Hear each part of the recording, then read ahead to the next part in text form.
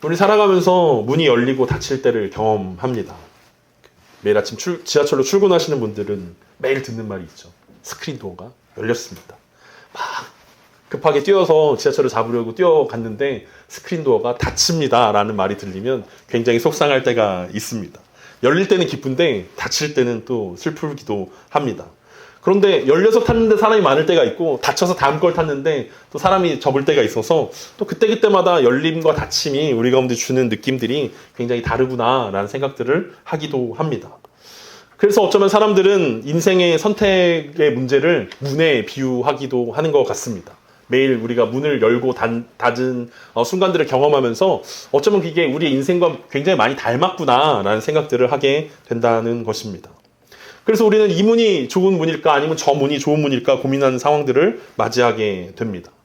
그것은 관계의 문일 수도 있고 재정의 문일 수도 있고 또 취업의 문일 수도 있고 직장의 문일 수도 있고 여러 가지 인생의 문들 가운데서 우리는 어떤 선택을 하고 어떤 문을 열어야 될 것인가 아니면 어떤 문이 닫혀 있는가를 보면서 어떤 것이 좋은 선택인가라는 생각들을 하게 된다는 거죠. 어떤 문은 우리를 새로운 만남으로 또 새로운 기회로 이끌기도 하고 어떤 문은 더 이상 들어갈 수 없음을 상징하기도 하기 때문입니다. 오늘 본문에 나오는 사도 바울의 삶에도 그런 문들이 있었습니다. 오늘 본문 우리가 읽은 사도행전 21장에서 바울은 성전을 방문했다가 오해와 분노의 물결 속에 휘말리고 말게 되었습니다. 그리고 결정적인 순간에 성전의 문이 닫히는 것들을 경험하게 됩니다.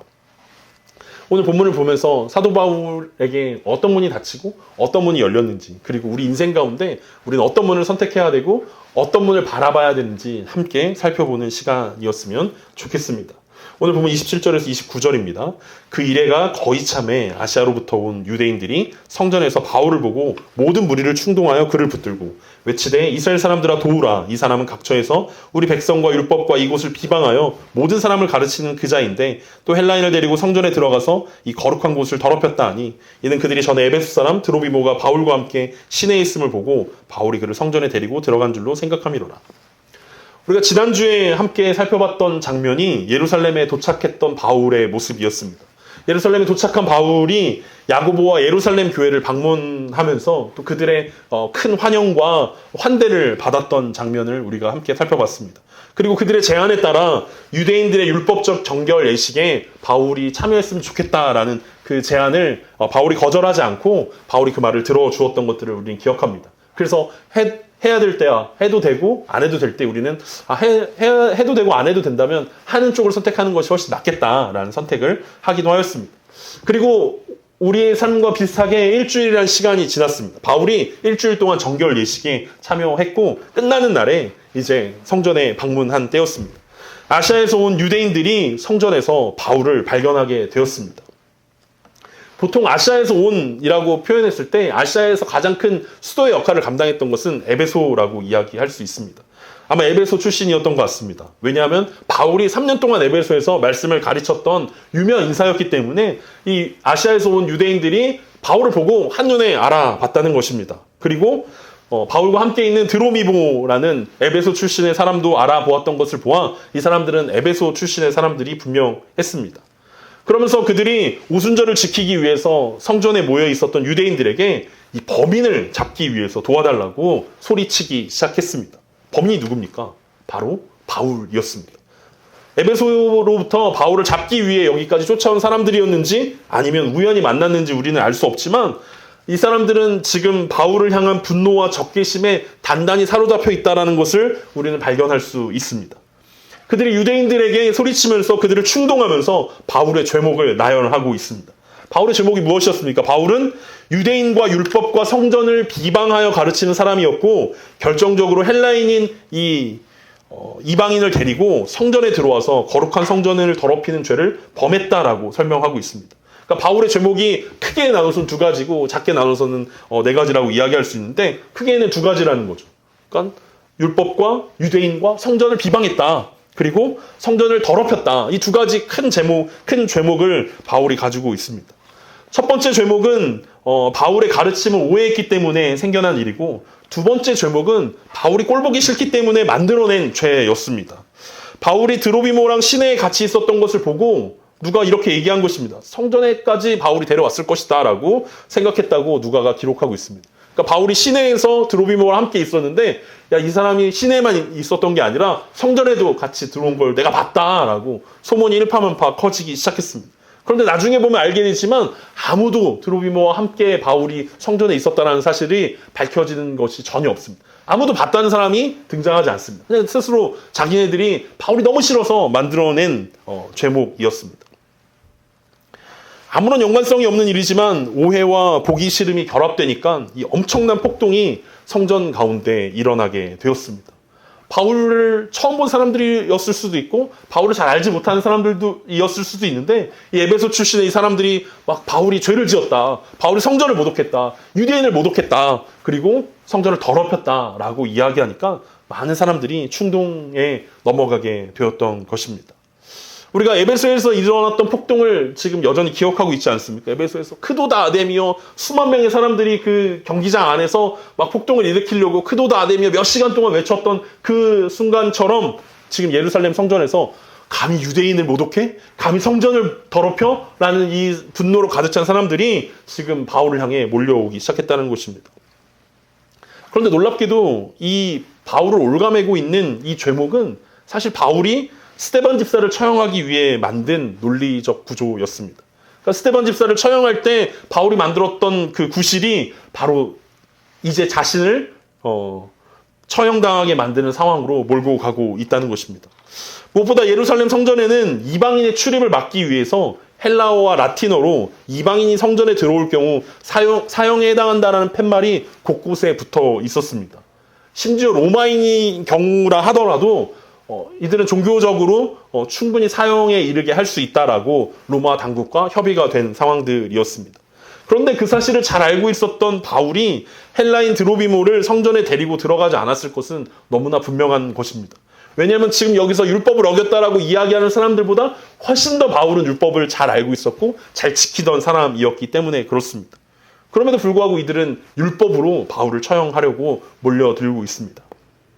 율법과 유대인, 그리고 성전에 대한 잘못된 가르침에 대해서 율법 전문가였던 바울이 그런 실수를 하지 않았을 테지만 오해가 오해를 불러오고 그 오해가 쌓이면서 결국 소동이 일어나게 된 것입니다.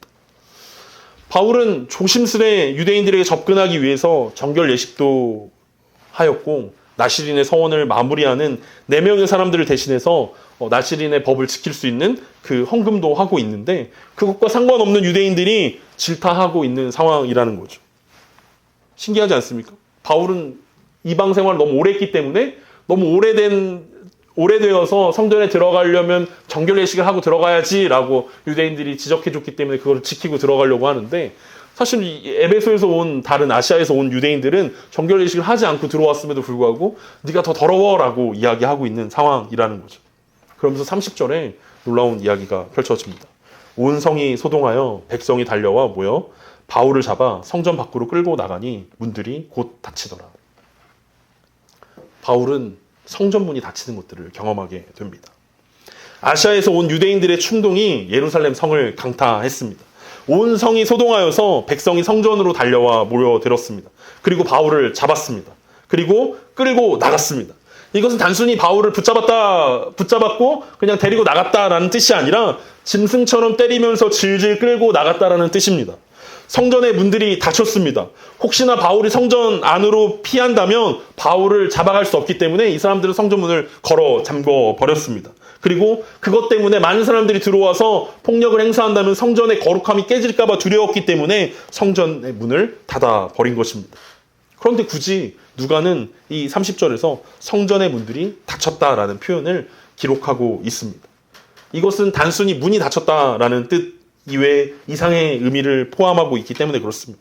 그것은 성전의 문이 닫힘과 동시에 하나님의 은혜에 대한 유대인들의 굳어진 마음을 표현하고 있는 장면입니다.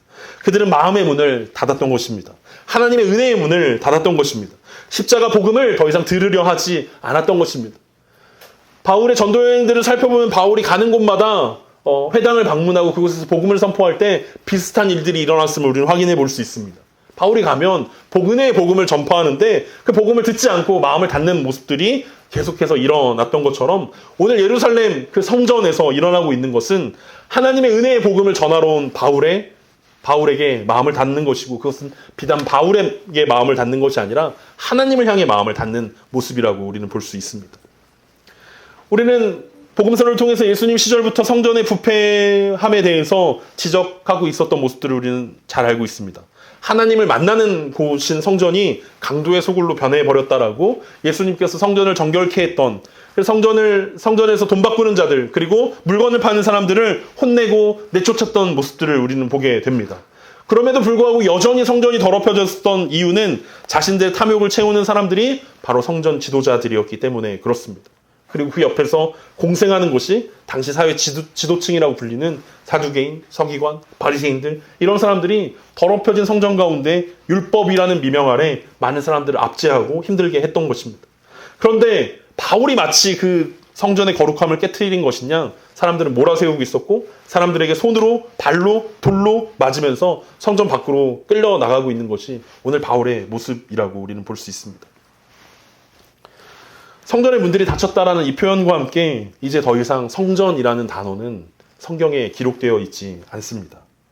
예루살렘도 이제 더 이상 성경의 주목을 받지 않습니다. 마지막으로 등장하는 장면입니다. 물론 바울이 이때를 회상하면서 성전에서 있었던 일들에 대해서 이야기하지만 이제 성전은 더 이상 예루살렘의 중심이거나 유대인들의 중심의 역할을 감당할 수 없게 되었다는 것입니다. 왜? 그들이 성전의 문들을 닫았기 때문에 그렇습니다. 본질과 상관없는 껍데기로 전락해버린 것이라면 하나님은 더 이상 성전에 주목하지 않는다는 것입니다. 어쩌면 이 예루살렘 성전이 상징하는 것이 오늘날 현대사회에서 우리의 종교생활이거나 혹은 교회의 모습일 수도 있지 않을까라는 불안감이 우리 가운데 있습니다. 본질과 상관없이 껍데기만 붙들고 있는 우리의 모습일 수도 있다는 것입니다. 하나님의 임재가 사라져버린 예배와 예배당이 무슨 의미가 있겠습니까? 하나님이 함께하지 않는 기도가, 하나님이 함께하지 않는 금식과 하나님이 함께하지 않는 종교생활이 아무런 의미가 없음을 우리 가운데 다시 한번 얘기해주고 있는 것입니다. 이제 더 이상 공간이나 형식이나 어떤 이런 것들이 아니라 본질과 영혼에 함께하시는 하나님의 은혜를 주목해야 한다는 것을 오늘 누가가 문이 닫혔습니다라고 기록하면서 우리 가운데 이야기해주고 있는 것입니다. 바울은 왜 정결 예식에 참여했습니까? 야고보가 이야기하기에 지금 유대인들이 그리스도인 유대인들이 엄청 많아졌고 또 유대인들에게 복음을 전할 수 있는 기회가 열릴 수 있을 것이다 라고 복음의 문들이 열려지기를, 유대인들에게 복음의 문이 열려지기를 위해서 정결 예식에 참여하라고 했는데 그 문이 닫혀버리고 만 것입니다. 그 문이 닫혔을 때 일어났던 일들을 우리가 함께 살펴보겠습니다. 오늘 본문 31절과 34절입니다. 그들이 그를 죽이려 할 때 온 예루살렘이 요란하다는 소문이 군대의 천부장에게 들리매 그가 급히 군인들과 백부장들을 거느리고 달려 내려가니 그들이 천부장과 군인들이 보고 바울치기를 그치는지라. 이 천부장이 가까이 가서 바울을 잡아 두 쇠사슬로 결박하라 명하고 그가 누구이며 그가 무슨 일을 하였느냐 물으니 무리 가운데서 어떤 이는 이런 말로 어떤 이는 저런 말로 소리치거늘 천부장이 소동으로 말미암아 진상을 알 수 없어 그를 영내로 데려가라 명하니라. 바울에게 성전의 문이, 유대인들을 향한 문이 닫혔을 때 하나님께서 새로운 문을 여시는 것을 우리는 확인해 볼 수 있습니다. 그것은 어렴풋하게 로마로 가는 문이구나 라는 것을 우리는 깨달을 수 있습니다. 이제 바울은 스데반처럼 즉결 처형에 당하게 된 상황이었습니다. 어떤 사람들은 야고보와 예루살렘의 교회의 제안이 결국 바울을 어려움에 빠뜨리게 한 것은 아니냐라고 우리가 지난주에 살펴보았던 그 제안과 결정부터가 잘못된 것이 아닌가라고 생각하기도 합니다. 하지만 바울의 고난과 결박은 이미 여러 번 예언되어 있던 상황이었습니다. 피한다고 피해지는 것은 아니었습니다. 죽기 일보 직전에 하나님은 놀라운 방법으로 바울을 구출해 내셨습니다. 그것은 성전 옆에 로마 수비대가 탑을 쌓고 예루살렘을 경비하고 있었는데 워낙 큰 소동이 일어나니까 그 경비대를 관리하고 있었던 천부장이 그 소식을 듣고 뛰어내려온 것입니다. 그 천부장이 뛰어내려와서 이 구타당하고 있는, 거의 죽을 뻔하고 있는 이 바울을 발견하였습니다.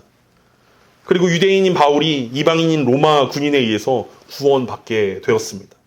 유대인들은 바울을 잡으려고, 바울을 죽이려고 몰려들고 있는데 이방인인 로마 사람이, 이 천부장이 유대인 바울을 구하려고 그 소동을 진압하고 있는 것입니다. 천부장의 명령에 따라 바울은 쇠사슬에 결박당하게 되었습니다.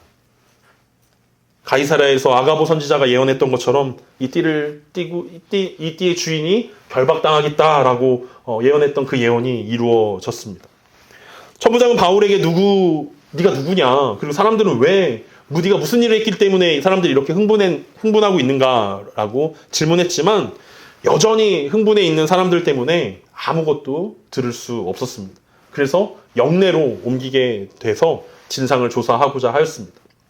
이제 뒤에 이어지는 내용은 이때부터 시작해서 바울을 로마 경비대 수백 명이 바울을 지키는 장면으로 바뀌게 되어집니다. 물론 바울이 수감 상태이긴 하지만 바울을 더 이상 바울의 몸에 손을 댈 수 없게 로마 군인들이 바울을 대신 지켜주고 있는 것입니다. 이 이야기는 뒤에 이어지는 다음 주, 그 다음 주 계속해서 이어지는 내용으로 살펴보겠습니다. 여기까지가 성전과 성전 근처에서 일어난 일들이었기 때문에 오늘 본문을 여기까지만 잡았습니다. 하나님께서 로마 사람들을 통해서 바울을 구원하고 있음을 우리는 살펴볼 수 있었습니다. 사도행전 말씀을 보면서 우리는 이 말씀을 도대체 우리 삶 가운데 어떻게 적용해야 할 것인가. 말씀 보면 볼수록 우리의 삶과 점점 괴리가 멀게 느껴지는 게 사실입니다. 왜냐하면 바울의 삶과 우리의 삶이 너무 달라서 이 말씀을 어떻게 적용해야 될지 고민이 됩니다. 만약 우리가 바울처럼 전적으로 하나님의 복음을 위해서만 살고 하나님 나라를 위해서만 살고 복음 때문에 고난을 받는다면 우리가 그런 복음 때문에 받는 고난 가운데서 하나님은 우리에게 이길 수 있는 힘을 주십니다. 복음 때문에 살았던 바울을 로마 군인들을 통해서 구원해 주셨던 것처럼 여러분들이 복음만 위해 산다면 하나님께서 구원해 주실 것입니다. 라고 설교하면 굉장히 깔끔하게 끝날 수 있지만 우리는 그렇게 살지 않고 있습니다. 우리가 복음 때문에 고난받을 일이 얼마나 있겠습니까? 이 나라, 이 땅에 살아가면서 우리가 복음 때문에 뭔가 고난을 당하고 누군가에게 막 매맞음을 당하고 짐승처럼 질질 끌려갈 일은 전혀 없을 것입니다. 그럼에도 불구하고 하나님이 이 말씀을 통해서 우리에게 말씀을 하고 있는 장면들을 우리가 보면서 하나님은 오늘 이 말씀을 통해서 우리 가운데 무슨 말씀을 하고 싶어 하실까? 우리의 삶이 점점 바울을 예수님을 닮아간다면 이 말씀이 우리에게 더 많은 위로와 유익이 있겠지만 아직 한참 남은 우리에게도 여전히 이 말씀을 통해서 우리를 위로하고 싶어 하신다라는 그 말씀을 생각하면서 몇 가지 영적인 교훈을 함께 생각해 볼 수 있었으면 좋겠습니다. 첫 번째로 하나님은 문을 여시는 분이라는 사실입니다. 하나님은 바울의 고난 가운데 함께 하셨습니다. 그리고 생각지 못한 방법으로 바울을 구원하셨습니다. 우리가 복음 때문에 고난을 당하건 그렇지 않은 고난이건 우리는 살아가면서 늘 고난을 마주하게 될 것입니다. 고난이 없거나 고민이 없거나 그런 삶은 우리 평생의 삶 가운데 존재하지 않는 삶일 것입니다. 아마 우리 가운데는 여전히 큰 고난 가운데 있는 분들도 있을 것입니다. 여전히 답을 알지 못하는 상황 가운데 있을 수도 있을 것입니다. 그럼에도 하나님은 우리와 함께 하시고 우리를 향한 놀라운 계획을 이루어 가시는 중이라는 사실을 오늘 바울의 삶들을 통해서 우리 가운데 말씀하고 있습니다. 비록 성전의 문이 닫혔지만 유대인을 향한 복음의 문이 닫힌 것처럼 보여지지만 하나님의 복음의 문은 닫힌 것이 아니었습니다. 바울은 끝까지 유대인들을 포기하지 않았고 그것은 하나님이 포기하지 않으셨기 때문이라는 사실을 바울이 알고 있었기 때문에 그렇습니다. 바울은 끝까지 죽는 순간까지 유대인들의 구원을 위해서 기도하고 염려하고 걱정했던 것을 우리는 알 수 있습니다. 그래서 로마서 9장부터 10장, 11장에서 동족에 대한 구원에 대한 바울의 근심과 고민, 자신의 이름이 생명책에서 지워질지라도 유대인들이 구원받기 원한다는 그 마음들을 우리는 얼핏 알 수 있습니다. 왜냐하면 하나님이 유대인들을 포기하지 않으셨기 때문에 그렇습니다. 비록 유대인들은 바울을 오해하고 싫어하고 대적했지만 로마 군인들은 바울을 살려냈습니다. 여러분 한번 생각해 봅시다. 로마 군인의 입장에서 만약 감시하는 로마 군인이 성실하게 파수꾼의 역할을 감당하지 않았다면 그 일을 귀찮아했다면 바울은 살아날 수가 없었을 것입니다. 이 백부장이 보고를 받은 뒤에 별일 아니야 라고 이야기하면서 대수롭지 않게 생각했다면 바울은 죽음을 맞이할 수밖에 없었을 것입니다. 이 백부장의 보고를 들은 천부장이 즉각 놀래서 백부장들을 데리고 병사들을 데리고 성전으로 진입하지 않았다면 바울의 죽음으로 조용히 끝날 뻔한 상황이었습니다. 그럼에도 하나님은 이 한 사람 한 사람에게 역사하셔서 파수꾼에게는 놀랄만한 주의력을 주셨고 백부장에게는 판단력을 주셨고 천부장에게는 빨리 이 상황을 수습할 수 있는 용기를 주셨기 때문에 바울을 구원하셨고 우리 삶에서도 여전히 그렇게 일하고 계신다는 사실일 것입니다. 그러니까 우리는 알게 모르게 로마 군인들의 도움을 받고 있다는 것입니다. 하나님께서 일하시는, 하나님께서 움직이고 계시는 로마 병정의, 로마 백부장의, 로마 천부장의 보호를 받고 도움을 받고 있다는 것들을 우리는 기억해야 할 것입니다. 오늘 예배를 시작하면서 함께 읽었던 요한계시록 3장 7절에서 8절에는 하나님께서 7교회 중에 하나인 빌라델비아 교회에게 이런 말씀을 하셨습니다. 빌라델비아 교회의 사자에게 편지하라. 거룩하고 진실하사 다윗의 열쇠를 가지신 이 곧 열면 닫을 사람이 없고 닫으면 열 사람이 없는 그가 이르시되 볼지어다 내가 내 앞에 열린 문을 두었을 때 능히 닫을 사람이 없으리라. 내가 내 행위를 아노니 내가 작은 능력을 가지고서도 내 말을 지키며 내 이름을 배반하지 아니하였도다. 이 빌라델비아 교회가 칭찬받았던 이유는 무엇입니까? 작은 능력을 가졌지만 하나님께서 열어두셨던 그 문을 주목했기 때문입니다. 유대인들이 성전의 문을 닫는 순간 하나님은 로마로 가는 문을 활짝 여셨습니다. 바울은 닫힌 문에 집중하기보다는 새롭게 열린 문에 집중했습니다. 하나님이 문을 여시면 사람이 닫는 문은 아무 의미가 없다는 것을 우리는 기억해야 할 것입니다. 우리 삶 가운데 혹시 닫힌 문이 있습니까? 혹시 열려야 될 문들이 여러분들 가운데 많이 있습니까? 그렇다면 문을 여시는 하나님을 우리가 주목해야 할 것입니다. 그런데 문제는 우리는 닫힌 문 앞에서 하나님께 기도만 하고 있다는 거죠. 하나님 두드리면 열린다고 하셨는데 이 문은 도대체 언제 열립니까? 라고 계속해서 두드리고만 있습니다. 하나님이 다른 문을 열어주셨고 하나님 다른 문을 인도하고 계시는데 그것도 모르고 이 문입니다. 하나님 이 사람이어야 됩니다. 이 길이어야 됩니다. 이것이어야 합니다. 라고 계속 문을 두드리면서 하나님의 뜻이 이루어지기를 간절히 구하는 우리의 모습들이 있지 않습니까? 하나님이 여신 문이 어딘지 주목할 수 있는 그 눈들이 열려져야 할 것입니다. 그 눈을 보기 위해서 우리 가운데 필요한 게 있다면 두 번째로 열린 문을 보려면 성령 충만해야 한다는 것입니다. 열린 문을 보는 가장 빠른 방법이 있다면 그것은 고난의 문을 통과하고 닫힌 문을 버리는 것입니다. 그런데 우리는 본성적으로 고난을 피하기 때문에 열린 문을 잘 발견하지 못합니다. 고난의 문을 통과하고 여러분 간다면 어디 문이 열려있는지 쉽게 발견할 수 있습니다. 하나님 이 문을 여시는구나 라는 것도 알 수 있습니다. 그래서 우리가 만약에 하나님의 열린 문을 빨리 보기 싶어 한다면 하나님 우리에게 고난을 주십시오 라고 기도하면 여러분 빨리 볼 수 있습니다. 근데 우리는 아무도 그런 용기가 없지 않습니다. 하나님 나에게 고난을 주십시오 라고 기도할 용기는 우리 가운데 없습니다. 그렇다면 우리 가운데 다른 기도가 필요합니다. 두 번째 방법은 성령 충만한 것입니다. 성령 충만을 통해서 바라보면 우리가 어떤 문이 열려있는지 알 수 있습니다. 바울의 상황을 보면서 우리는 스데반이 자연스럽게 떠오릅니다. 그것은 단순히 바울과 비슷한 상황이었기 때문은 아닐 것입니다. 바울도 그렇고 스데반도 그렇고 어떤 문이 열려있는지를 볼 수 있었기 때문입니다.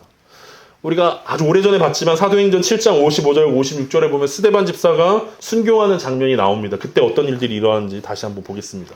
스데반이 성령 충만하여 하늘을 우러러 주목하여 하나님의 영광과 및 예수께서 하나님 우편에 서신 것을 보고 말하되 보라 하늘이 열리고 인자가 하나님 우편에 서신 것을 보노라 한데 스데반이 순교를 당하면서 우리가 그때 말씀을 나누면서 고민했던 것이 무엇입니까? 하나님 스데반을 구원해 주셨다면, 하나님이 이 순교의 자리 가운데서 구원해 주셨다면, 돌이 빵으로 바뀌었다면, 하나님의 새로운 길을 여셔가지고 스데반을 살려주셨다면 더 하나님께 영광이 되지 않았을까라는 생각들을 하는 찰나에 하나님은 스데반에게 어떤 일들을 주셨습니까? 스데반이 성령 충만해서 문이 열리는 것을 보았습니다. 그것은 하늘로 향한 문이었습니다. 스데반에게는 순교가 새로운 문이었고 순교 당하는 것이 그에게 허락된 새로운 문이었다는 것을 스데반은 성령 충만하였기 때문에 볼 수 있었습니다. 우리는 땅에 속해서 땅에 살아가기 때문에 우리가 볼 때는 그 문보다 다른 문이 더 좋아 보이기도 합니다. 스데반이 순교를 당하는 것보다 더 오래 사는 것이 교회에 유익할 것이라고 생각하지만 하나님이 생각했던 새로운 문은 순교의 문이었습니다. 스데반이 성령 충만했기 때문에 하늘의 열린 문을 보게 되었던 것입니다. 바울의 고난을 보면서 우리는 스데반이 생각나기도 하고 이제 예수님이 생각나기도 합니다. 바울도 아마 스데반을 기억하지 않았겠습니까? 돌에 맞으면서 죽을 뻔하면서 질질 끌려나가면서 자신이 순교에 이르게 했던 스데반 집사를 그도 생각했을 것입니다. 하지만 바울에게는 성령 충만함이라는 새로운 문을 볼 수 있는 눈이 있었기 때문에 바울은 예루살렘 문이 성전의 문이 닫혔지만 좌절하지 않고 새롭게 열린 로마로 향한 문을 볼 수 있었습니다. 새로운 문을 볼 수 있기 위해서 우리 가운데 성령 충만함이 필요하다는 것입니다. 성령 충만을 말하면 우리는 무슨 전설 속의 동물을 말하는 것 같이 우리 가운데 느껴집니다. 그건 성경 시대에나 있었던 일 아닙니까? 라고 생각합니다. 좋긴 한데 우리 삶과 너무 동떨어져 있다라고 생각합니다. 그럼에도 불구하고 우리가 다시 한번 이 말씀을 통해서 하나님께 성령의 충만함을 구할 수밖에 없는 것은 이것이 정답이기 때문에 그렇습니다. 사도행전이 말씀이 계속 거듭될수록 우리의 삶과 사도들의 삶이 너무 차이가 크고 그것은 이 땅에서 우리는 생각해야 될 것들이 많고 고민해야 될 것들이 많고 그 사람들이 생각하지 않았던 것들이 너무 많기 때문이라고 생각할 수도 있습니다. 그리고 놀랍게도 그 삶의 괴리를 줄일 수 있는 방법은 성령 충만함이라는 사실들을 우리는 깨닫게 되었던 것입니다. 우리가 세상을 살아가면서 우리는 기도하지 않아도 성령 충만하지 않아도 우리는 할 수 있는 것들이 많다라는 사실들을 깨닫게 되어집니다. 그래서 우리가 이렇게 잘 살 수 있는 것입니다. 놀랍게도 여러분 제가 설교하는 이 순간에도 성령 충만하지 않아도 설교를 할 수 있다는 것입니다. 여러분이 기도하는 그 순간에도 성령 충만하지 않아도 기도할 수 있습니다. 예배하는 이 순간 가운데도 우리는 성령 충만하지 않아도 충분히 예배를 할 수 있습니다. 우리가 성령 충만하지 않아도 밥을 잘 먹을 수 있고 전도도 할 수 있습니다. 하나님의 복음을 전할 수도 있고 우리 삶들을 살아가는데 성령